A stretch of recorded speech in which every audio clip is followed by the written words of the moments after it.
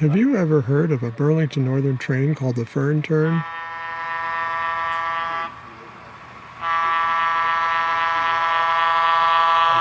Well, this video is dedicated to showing you how it operated. This is Burr Stewart, and welcome to part 106 of my continuing series of model railroading operations videos. The Fern Turn is in railroad employee jargon for the Ferndale turn. It was a very high priority local, which was unusual for a railroad to have a short haul local that was so important to it. But the railroad made a lot of money from the aluminum ingots coming out of the Alcoa plant in Ferndale. So they ran this train on a daily basis to make sure the aluminum plant was always supplied with empties to fill with those very lucrative aluminum billets.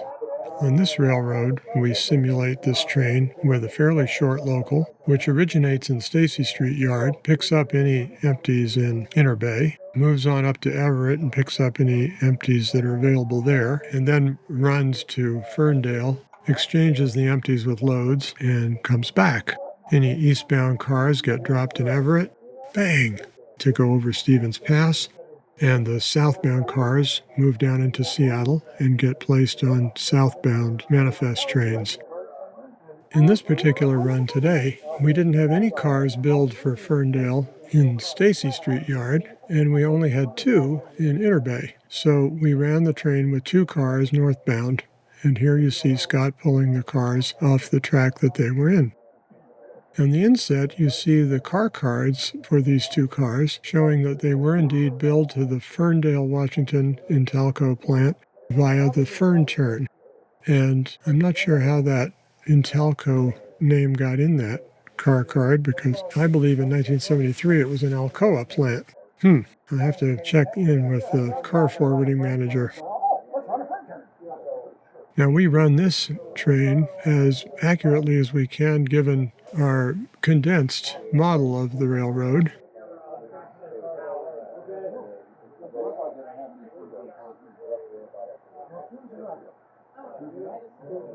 What we're doing here is taking a caboose off a recently arrived train and putting it on the Fern Turn. And this is the yard switcher that's making up the train. You may have seen this move in my previous video, part 105.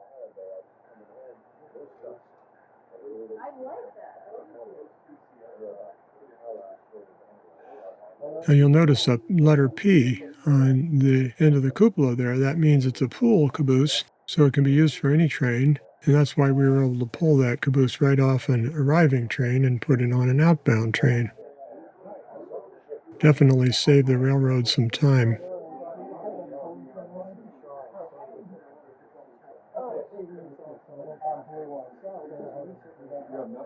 Now at this point, the yardmaster, Scott, is going to uncouple from the cars and allow the engineer for the Fern Turn to back his engines on and head north.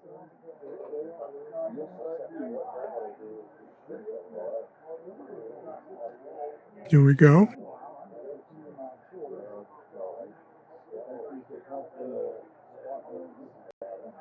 Of course, lining the switches in the throat of the yard is a never-ending job to keep all these engines going on the correct track.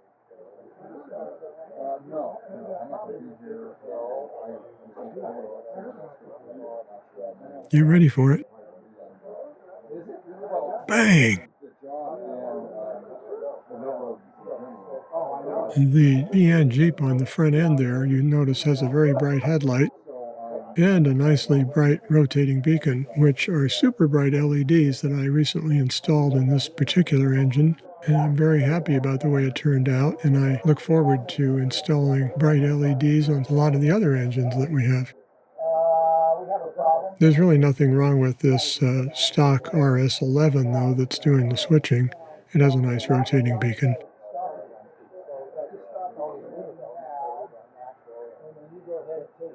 So the only thing holding the Fern Turn up at this point is the dispatcher's clearance and having the switches lined up properly. And that little finger move must have had to do with he was asked to cross over from main 2 to main 1, and so he had to line those switches. I'll show you that operation at the north end of the yard in some other video. It's a complex mess of track work there. Well, not too bad. I mean, everybody seems to be able to do it. There he goes. So now we have the run of the Fern Turn departing Interbay and heading north. How many cars do you have? No, I've only got 4 and they're going through. Oh, they are? Yeah. Oh, okay. Good. Now, a few minutes later, as you saw earlier, he crossed over the Samish River on his way up to the Bellingham yard, which is a staging yard here, and then past the staging yard to a short spur that we use to represent Ferndale. What happened? Oh, well, you know, you can come all the way down here and go in from that end. Okay. Now, I had to show you this picture. Once we got up to Bellingham, I started taking cell phone footage of this train because I was so excited about it. And you can see me there. This is how I photograph many of the videos that you see on this channel. I just try to hold my hand as steady as I can using both hands on the phone and trying to swing my body around so I get a good movement. Now, I did purchase a gimbal to try holding the cell phone in a video smoothing device, but it's just too much trouble to set it up every time I want to use it. I end up just grabbing my phone out of my pocket and taking shots when they present themselves.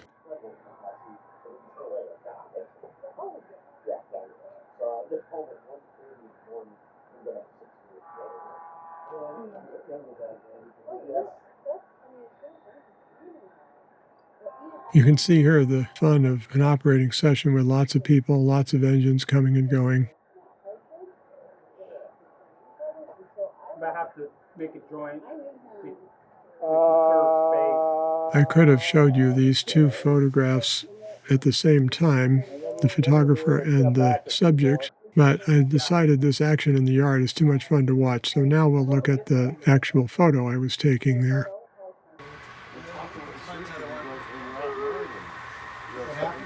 Here's our train having passed the Samish River Bridge, now up on the Bellingham staging yard, which is up above Interbay, as you saw. There's also a ramp track going downhill from Bellingham, where we store the coal train, obviously.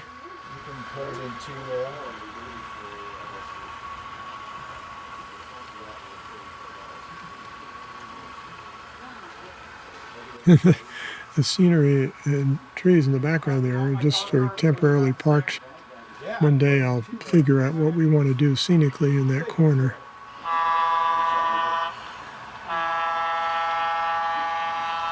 The front looks pretty good. That's Mount Index in the background. Pay no attention to that because that's part of the Snohomish area. But we stole a little real estate from the Snohomish area to put in this Ferndale spur.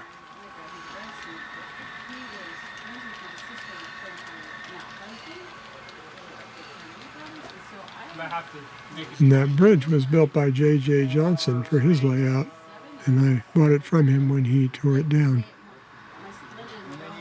I don't know why we were having electrical problems, probably because we haven't run the train in a while.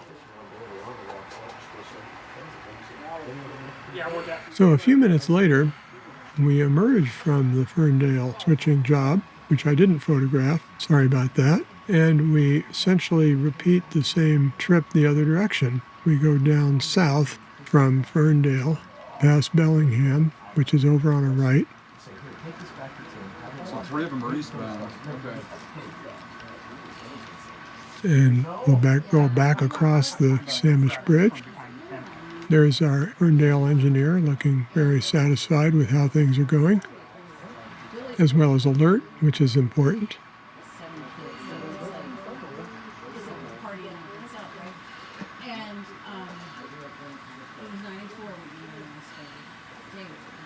That nice steel bridge was built by Paul Scoles many years ago for his S-scale railroad, even though it's a HO scale model. And he eventually replaced it with a trestle, which is how I got it.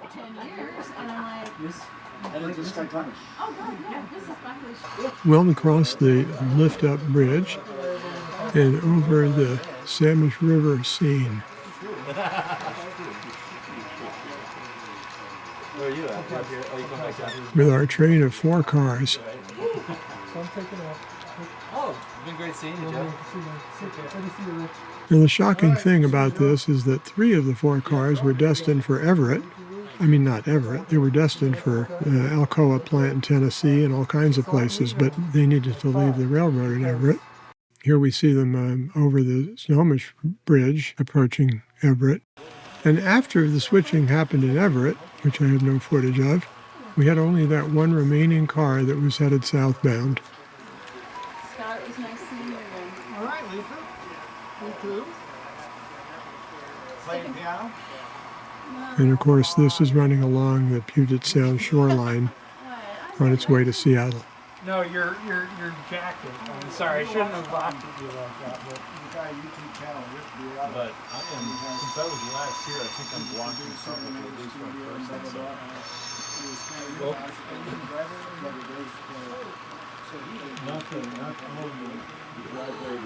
And that's the bridge number 4 over the Salmon Bay. Anyway. Who is it again? Well, Burr, I'm gonna I need to paint that bracket, don't I? So just to prove that it's true that these 3 cars needed to be set out at Everett, there they are. Remember, they were in the train before. And I'll show you the car cards and waybills for them. See, they're in the new yard, track 1, and one of them's going to Montana. One of them's going to Spokane to a supply company, and another one's going to a different company in Spokane. They're on New Yard, track 1, and there they sit.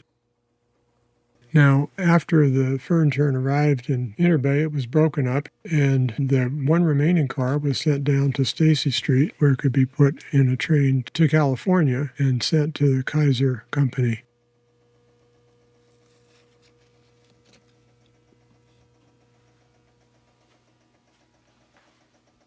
And if you remember that car, there it is on the back part of the yard, all waiting for a southbound train. So with that, now you've seen the complete run of the Fern Turn. Well, excerpts from the run. And I hope from that you've learned how a single train runs on this railroad. And with that, this is Burr Stewart, hoping you enjoyed it and you look at some of the other videos on my channel, and wishing you much fun with trains.